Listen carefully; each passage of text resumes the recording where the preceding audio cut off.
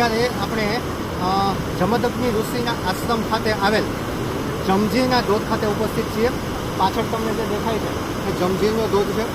યાદ રાખજો કે જમજીરનો ધોધ જે છે સિંગવડો નદી ઉપર આવેલો છે અને આ જમજીર જે છે એ ગીરગઢડા તાલુકાના જામવાડા ખાતે આવેલો છે. ખાસ કરીને અહીંયા જે છે પ્રાચીન જમદગ્નિ ઋષિનો આશ્રમ પણ આવેલો છે અને આ ધોધ જે છે એને સૌરાષ્ટ્રના નાયગ્રા તરીકે પણ ઓળખવામાં આવે છે. તમારે મને એ કહેવાનું છે કે ગુજરાતના નાયગ્રા ફોલ તરીકે કયો ફોલ ઓળખાય છે? અહીંયા તમે જુઓ તો જે રીતનો આપણો નાયગ્રા ફોલ છે એ રીતનો જ આખો જે ફોલ છે એ આખા વિસ્તારમાંથી નીચે પડે છે, એટલા માટે એને સૌરાષ્ટ્રનો જે છે એ નાયગ્રા ફોલ તરીકે ઓળખવામાં આવે છે. ખાસ અહીંયા જે છે એ સીન સિનરી અને હરિયાળીના વિસ્તાર માટે, જંગલ વિસ્તાર માટે પ્રખ્યાત છે. પરંતુ લોકો જે છે એવા જોખમી પુલની અંદર, જોખમી ફોલની અંદર જે છે નાહવા માટે જાય છે અને જે છે એ ઘટનાઓ પણ બને છે, એવું પણ જોવા મળે છે. તો આ જે છે એ જમજીરનો ધોધ આપણે અહીંયા જોઈ રહ્યા છીએ. જમદગ્નિ ઋષિનો આશ્રમ, જમદગ્નિ ઋષિ અહીંયા થઈ ગયા અને જમજીરનો ધોધ જે છે એ